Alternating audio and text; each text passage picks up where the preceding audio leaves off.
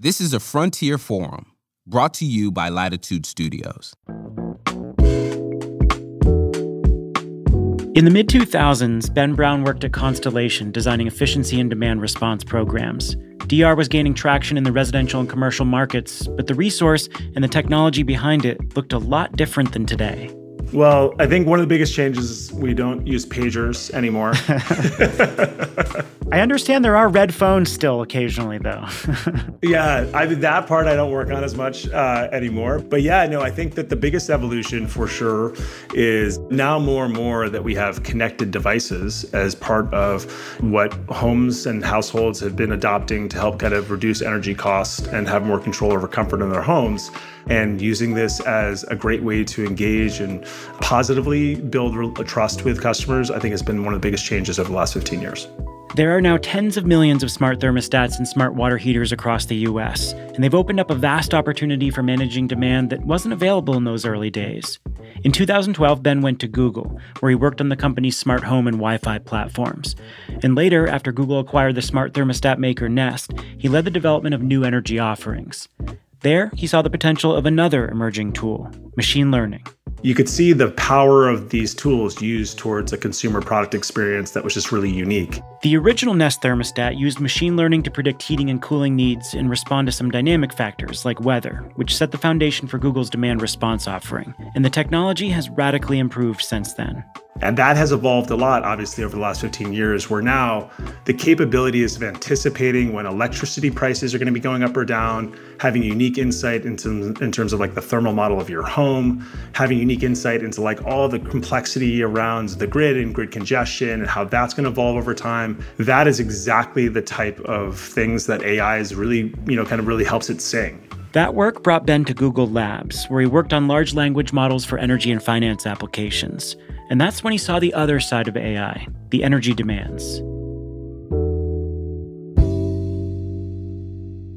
And you could absolutely see just how energy intensive these new LLMs were going to be, right? Like if you think about the idea that maybe as each individual having kind of an AI co-pilot, that's the equivalent of like having hundreds of millions of new HVAC systems all of a sudden being put onto the grid. I mean, obviously we'll find efficiency, but it is an interesting kind of like analog to think about from just the infrastructural perspective and what it needs to do, what we would need to do as a system to support all these new really compelling use cases. Today, Ben is the CEO of Renew Home, a company building a new kind of virtual power plant that helps households save money while offering reliable grid capacity at scale. And he says we're now at a moment when all these converging forces, ubiquitous smart devices, powerful AI, and spiking utility demand, are setting the stage for a new generation of VPPs. There is going to continue to be more and more of a challenge as our system tries to struggle to grow to meet that demand, not just on the aggregate basis, but really on the distribution and locational basis.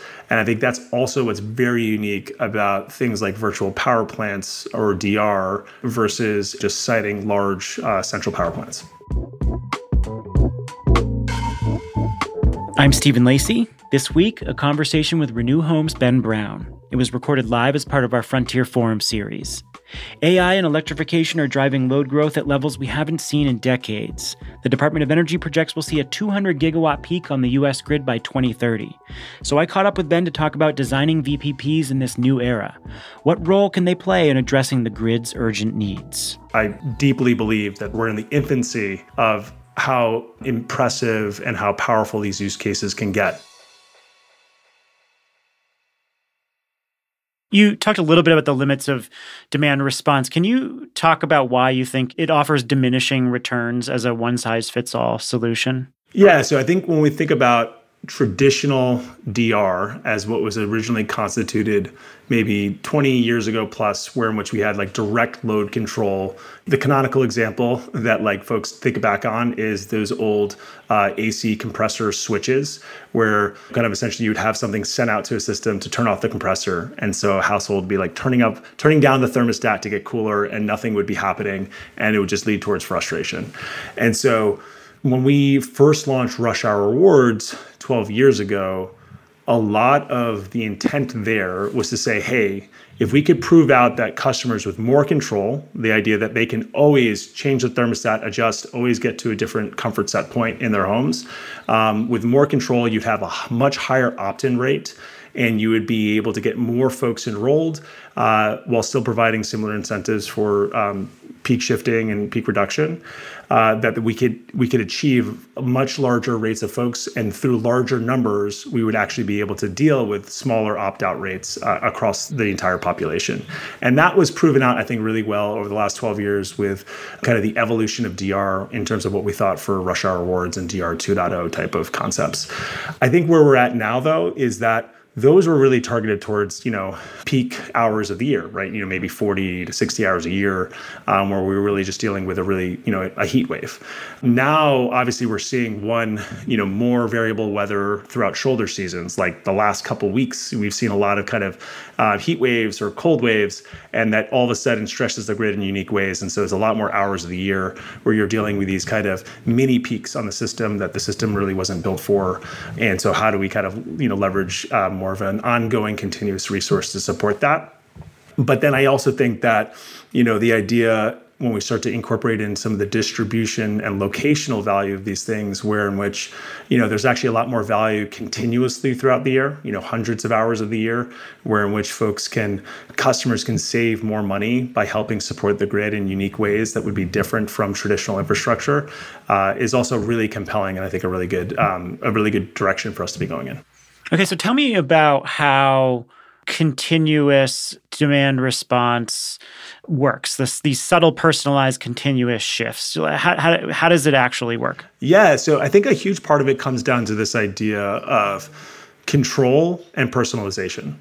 At the end of the day, as part of its core, specifically for a smart thermostat, it wants to do its job. Its job and its promise to a household is to optimize comfort while minimizing costs. And so when we think about kind of extending that more holistically, traditionally that was just really around efficiency because we didn't have time varying pricing.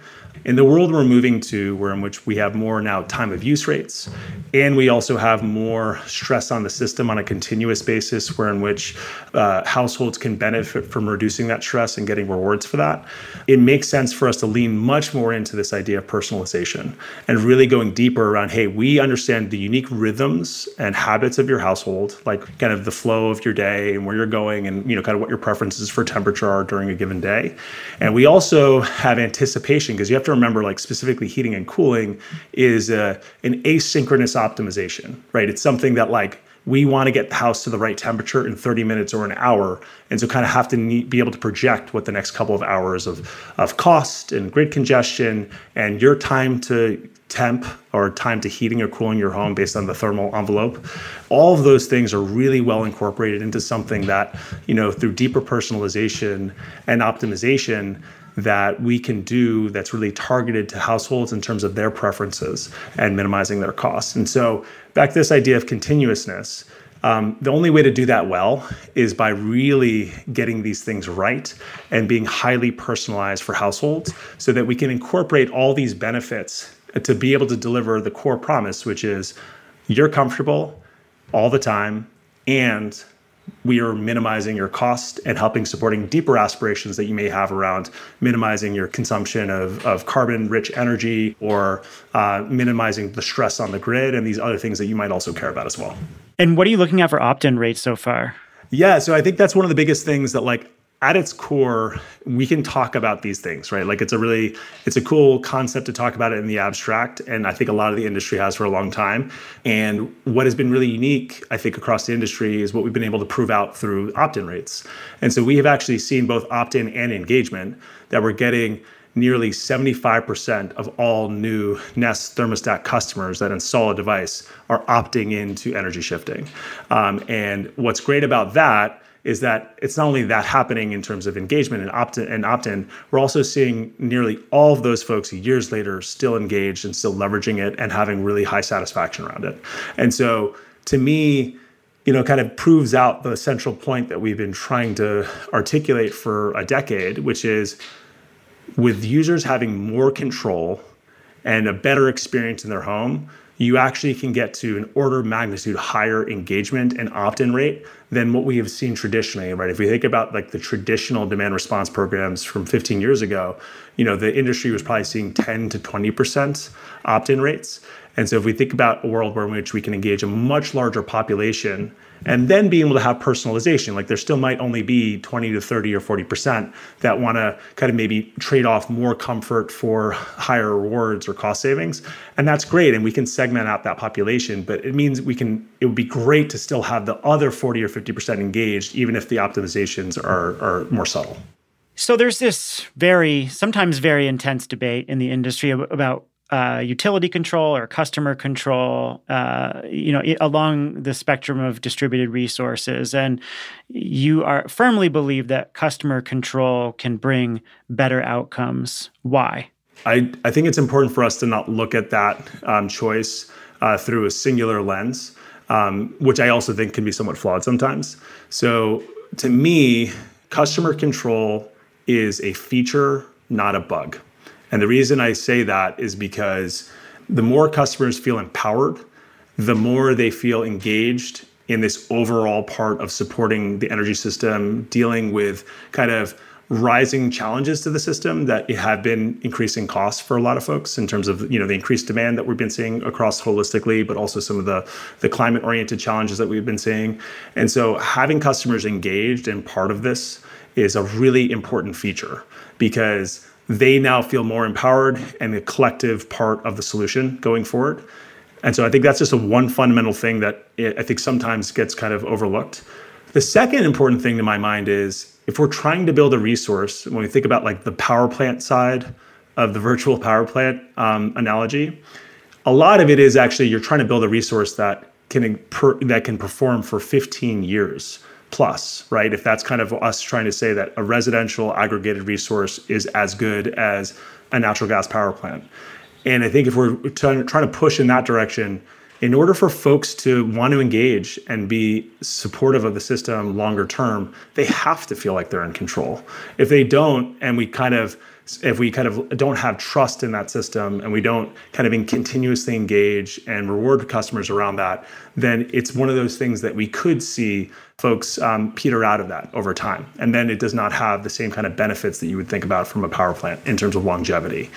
And then I think the last part about it is the whole benefit of a distributed system, from kind of all of our, backgrounds and statistics and whatnot is like the power of large numbers, which is the reality is when you give individuals control over a long system and you have hundreds of thousands of customers or 1 million customers, stochastically we can predict, how these things will perform in aggregate. And so actually having control the entire time leads towards less of these kind of asymmetric outcomes where all of a sudden something happens because people are in control and it's more stochastically predictable versus another outcome which would go the other direction.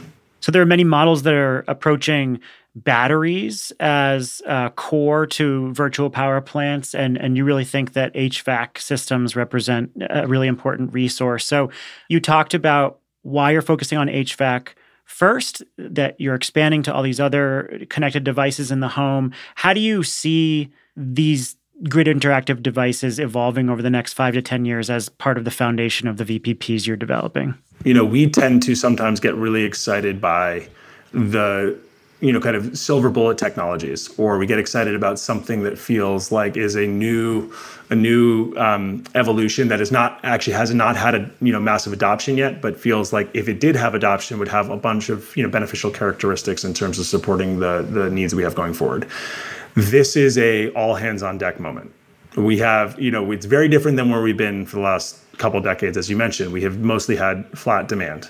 And so now as demand is increasing substantially, and is going to increase substantially for the coming decade, we really do need to look at all of the solutions that are in front of us.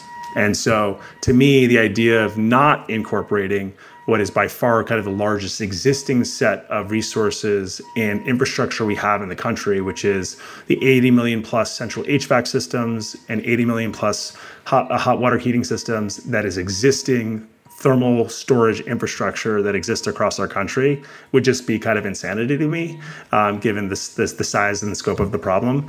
It doesn't mean that as we are adopting EVs, at scale. And as we are adopting more and more battery storage at scale on the resi side, that we shouldn't, of course, incorporate those are going to be critical resources. They have a lot of different benefits and characteristics that does kind of thermal storage from HVAC or from hot water heating.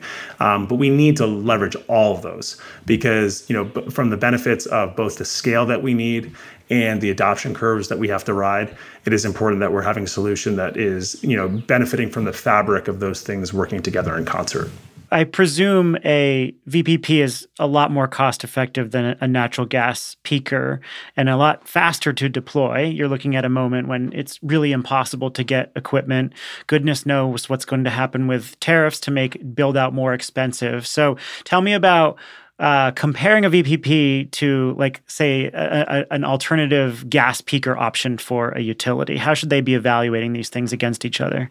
Yeah, so I think there's three things. So one is time to market, which we've talked about. So if you're still waiting on a turbine until 2032, that's one.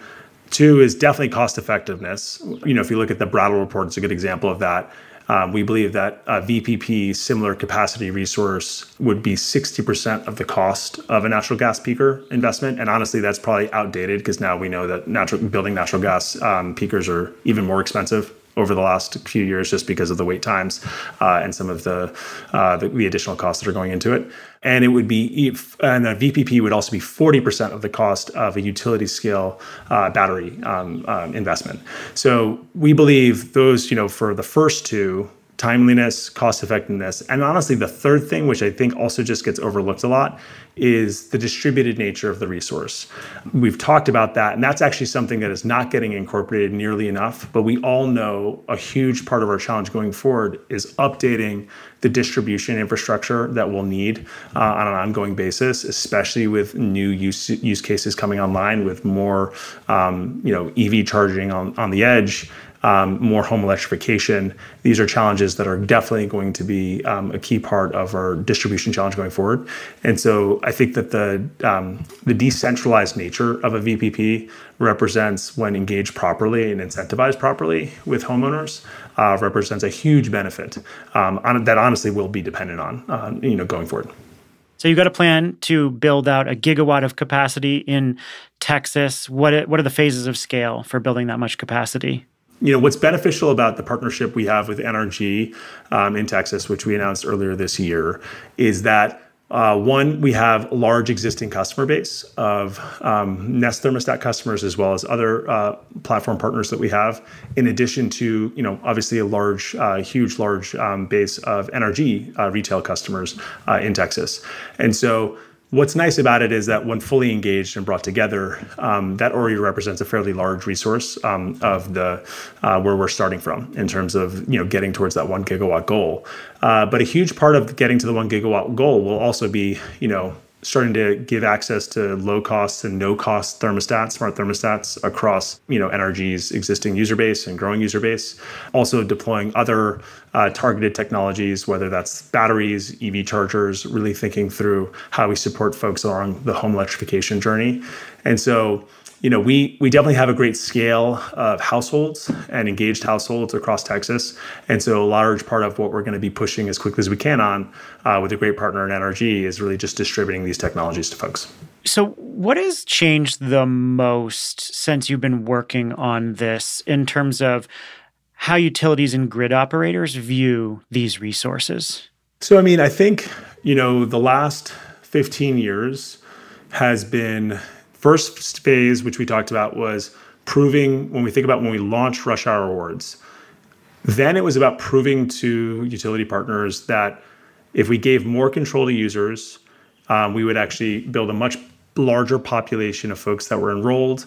That would be a much more reliable resource. I think we proved that out very effectively, getting to over 1.5 million thermostats enrolled in programs, over 100 plus utilities. I think that was a really important phase of moving the model from non-controlled resources to a place where customers had control. So I think that was the first model. I think the next step of where we've been proving out and why we launched Renew was proving out that small, subtle energy shifts with deep personalization across, millions and millions and millions of households would actually have a even bigger benefit both from a peak perspective, but also from a continuous perspective. And to me, like that is a huge part of what we've been engaging with partners on over the last 2 years, which is, hey, let's prove out that this resource has huge benefits that are not necessarily what we had thought about before. That if we think about an even larger population, the 75% of folks that are getting into these, now that are enrolling in Energy Shift, how do we think about kind of a more deeply personalized, continuous way of engaging with those folks that provides a much larger resource across the country? So like a good example on that one, and we've talked about this, the reason we've been really public about the numbers is to try to help with this, kind of this chicken and egg question. And we've been really clear that saying, hey, we have over 5 million households that have enrolled, which represents a capacity resource that is shiftable across the country. So, not just in Texas, not just across the programs that we've already enrolled folks in, but there's capacity sitting across on the sidelines across the country. And I think the reason we've been public about that is just saying, hey, we want to let you know that most likely in your market, there are probably 50 to 300 megawatts of resource ready to go. We'd love to engage with you on it. And I think that to me is really important because a lot of what we've been talking about in the industry is if we support incentives for programs and we build certain capability sets with technology, then eventually we can bootstrap our way to a meaningful resource. And as we all know, unless we're talking in the 25 to 50 plus megawatts in terms of actual resource, it's harder for energy partners to see it as meaningful. And so the scale is really critical to speak to. And that's kind of why right out the gate, we've just been like, no, we already have a lot of scale. And now we want to scale it even more so that it is meaningful enough for energy partners to engage with. All right, so as we wind this down, I want to get your thoughts on either the tech or adoption trends that you think are going to shape the industry going forward. So you've been at this for a couple of decades now. What do you think is going to drive growth or change over the next half decade or decade? So I think thematically, I've talked about control a good bit around like user needs for more control over our energy costs, more control over our homes. And I actually think control is a good theme. Control and empowerment is a good theme to think about when it comes to like technology over the next decade, because when we think about generative AI, my view, having worked on this stuff, is that most everyone is developing tools that are meant to augment our capabilities and give us actually more control as people doing work, people building businesses, people trying to operate their, manage their costs in their homes. That like generative AI is a massive augmentation to skills. It's a great, very powerful tool that actually gives us more control and more empowerment than somehow trying to take it away from us. And so I think that is really critical because I think generative AI could, I think people are worried that it would go the other direction. I actually think a lot of folks are investing in it. I actually think it's the same thing when it comes to its potential effects on costs for customers and costs for the grid, that we have to think about how we drive empowerment and control around giving households more control over their energy costs because of the effects of growing demand. That is another key thing that I think that if we don't push in that direction over the next decade of giving more control, more empowerment with solutions to customers, folks will get more and more unhappy with rising energy costs. And so I think there's like a really good trend there around giving more control, more empowerment with more demand side resources to households to help them navigate kind of a growing demand environment that we just haven't had to design for historically. And then I would say just lastly, I really believe because of the growing demand environment that the partnerships between, I actually feel like energy companies, utilities, are going to have better, deeper relationships with customers.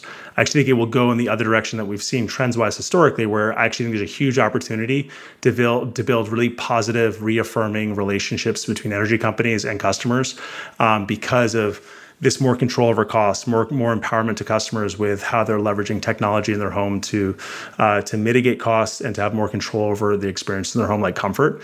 So all these things to me is like, these are me looking at these challenges through an optimistic lens, because I feel like that's what we're in the business of, is trying to build solutions here. Obviously, if we don't go in that direction, the other side of that coin can be very pessimistic. And so I prefer not to focus on that one.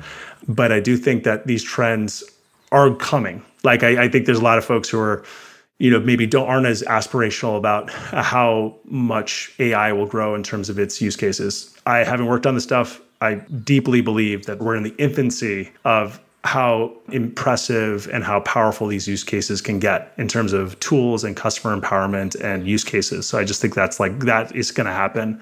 I also believe that the benefits of home electrification technology around safety, around cost mitigation, around things like a better driving experience, which a lot of EVs just provide, these things are also going to be adopted. And so these things are coming, and I think it's a great opportunity for all of us in the industry to be a huge part of that solution. Ben Brown, CEO of Renew Home, thank you so much. I really enjoyed this. Likewise, Stephen. Thank you so much for having me. This conversation was recorded live as part of Latitude Media's Frontier Forum with Renew Home, and there is so much more. This is an edited version of the conversation. If you want to watch the full video with lots of listener questions about the design and operation of VPPs, head on over to latitudemedia.com/events and click Watch Recording. There's a lot more technical conversation there. And if you want to learn more about partnering with Renew Home, visit renewhome.com. Thanks so much for listening.